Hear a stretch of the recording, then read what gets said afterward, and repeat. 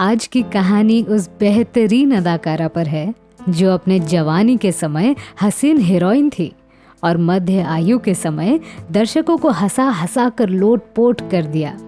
मैं आपकी अनामिका हिंदी सिनेमा के चाहने वालों को उन यादों के सफ़र पर लेकर जाने वाली हूँ जिनसे जुड़े हैं बेहिसाब पल और दिल को छू लेने वाले किस्से। पर इस अदाकारा का अंतिम समय इस कदर तक मुश्किल भरा रहा कि मानो उनके साथ भगवान ने नाइंसाफ़ी की थी। इस गजब और अद्भुत कलाकार ने अपने जीवन की आखिरी फिल्म 2005 में की। वो किरदार इतना ज़बरदस्त था कि उस फिल्म को ऑस्कर नॉमिनेशन भी मिला।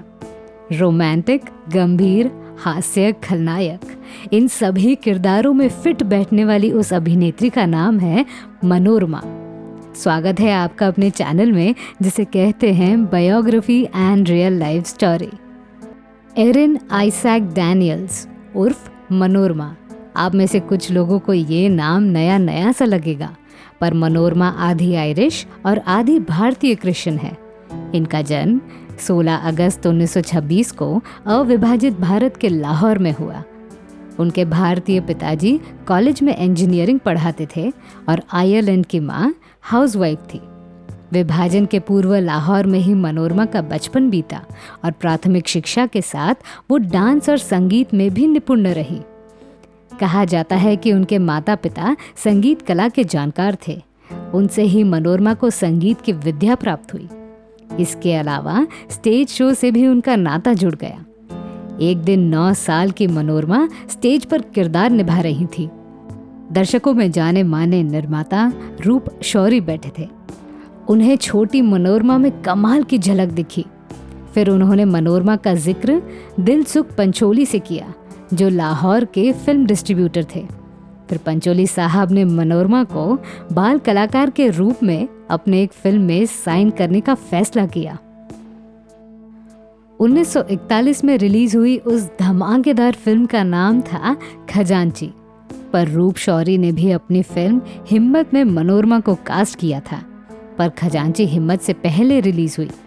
आपको बता दूं कि खजांची फिल्म के रिलीज के पहले मनोरमा को बेबी आइरिस कहा जाता था, पर इस फिल्म में बेबी आइरिस ने मनोरमा का किरदार निभाया था। इसीलिए रूप शौरी ने उनका नाम मनोरमा रख लिया। आगे चलकर मनोरमा ने पंचोली साहब के बैनर अंतर्गत अन्य लाहौर के बड़े बड़े निर्माताओं के साथ काम किया। आपको जानकर मज़ा आएगा। आज के ज़माने का सोशल मीडिया पर अलग अलग प्रकार के इमोजी का उपयोग कर भावनाओं को दर्शाया जाता है, पर आज से लगभग 70 साल पहले वो मनोरमा थी जिन्होंने हर प्रकार के भाव प्रधान मुख्य मुद्राओं का उपयोग अदाकारी में किया था। जैसे चार्ली चैपलिन के फेस इंप्रेशन इतने भावना प्रधान हुआ करते थे जिसके कारणवश डायलॉग्स की ज़रूरत ही नहीं पड़ती थी, और इस कला में मनोरमा माहिर थे। शुरुआती समय में मनोरमा बड़ी दुबली पतली और खूबसूरत हुआ करती थी। इस वजह से उन्हें उप अभिनेत्री का दर्जा मिला था।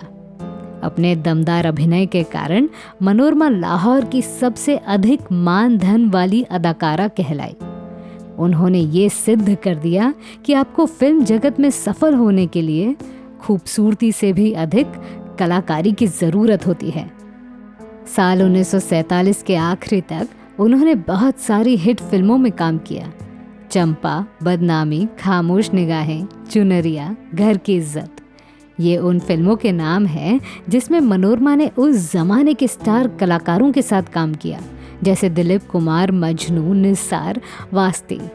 पंजाबी और हिंदी फिल्मों में काम करते हुए उनका जीवन लाहौर में ही बीत रहा था। इस दौरान उन्हें अभिनेता राजन हक्सर से प्रेम विवाह भी किया। वो कश्मीरी पंडित थे। मनोरमा का समय अच्छी तरह से बीत रहा था, पर भारत पाकिस्तान बंटवारे के बाद उनका जीवन कठिन हो गया। पर कठिन परिस्थिति में उन्होंने भारत को चुना। वहीं रूप शौरी और उनकी बीवी मीना शौरी का भी समय बदल गया। मीना शौरी हिंदी सिनेमा की स्टार अभिनेत्री थी, पर उन्होंने पाकिस्तान बसने का फैसला किया। पर रूप शौरी को अपना देश छोड़ना बिल्कुल अच्छा नहीं लगा। इस वजह से दोनों अलग हो गए और रूप शौरी भारत आ गए। इसके साथ लाहौर के सभी हिंदू कलाकार को मुंबई और दिल्ली बसना पड़ा, जिनमें मनोरमा भी थी। मुंबई का जीवन मनोरमा के लिए नया था। कुछ दिन बीतने के बाद उन्हें लगा कि ये जो स्टारडम उन्हें मिला था वो सब झूठ था, क्योंकि मुंबई बसने के बाद उनके पास कोई काम नहीं था। पर उस समय के महान अभिनेता चंद्रमोहन ने मनोरमा की मदद की और उनकी मुलाकात मुंबई के बड़े निर्माताओं से करवाई। जैसे जैसे समय बीता, मनोरमा का शरीर बढ़ने लगा, पर मुंबई बसने के बाद उन्हें बहुत सी फिल्मों में काम करने का मौका मिला, जिनमें वैम्प किरदार ज्यादा थे। 1960 के बाद उन्होंने एक जैसे किरदारों को निभाना शुरू किया। मोटा सा शरीर, गोल गोल आंखें, ऊंची भुइयां और उस पर गुस्सा, इन भाव वाली मनोरमा को लोगों ने खूब पसंद किया और इस तरह फिल्म जगत को अलग प्रकार की खलनायकी मिली जो कॉमेडी भी कर सकती थी। देवानंद साहब की गैमलर, 1966 की 10 लाख, 1967 की एक फूल दो माली, महमूद साहब की बॉम्बे टू गोवा, 1971 की महबूब की मेहंदी, धर्मेंद्र साहब की सीता और गीता। इन फिल्मों में मनोरमा का किरदार बड़ा मजेदार रहा। सीता और गीता फिल्म के चाची को कौन भूल सकता है। आज भी मनोरमा के नाम के साथ इस किरदार का नाम लिया जाता है। पर समय का चक्र हर दम बदलते रहता है। भारतीय फिल्मों का गोल्डन एज खत्म होने के बाद मनोरमा के सितारे मिटने लगे। यूं कह लीजिए कि देवानंद राजेश खन्ना साहब का समय खत्म हुआ और अमिताभ बच्चन का जमाना आ गया। इस बीच बेचारी मनोरमा को फिल्मकार भूलने लगे और इस कठिन परिस्थिति में उनका तलाक भी हो गया। 1970 के बाद उनकी बेटी रीता हक्सर ने भी फिल्म जगत में बतौर हीरोइन कदम रखा, पर 1970 के बाद वो भी गायब हो गई। पर रीता के फिल्मी सफर में तीन इक्के, सेहती मुराद, पंडित और पठान, इन 3 सफल फिल्मों के नाम आते हैं। कहा जाता है कि 90 के दशक तक मनोरमा का समय काफी कठिन बीता। कुछ फिल्मों में काम किया था, पर सीता और गीता जैसी बड़ी फिल्म आगे उन्हें मिली नहीं। पर टेलीविजन का जमाना आ गया और मनोरमा को अच्छे ऑफर्स मिलने लगे।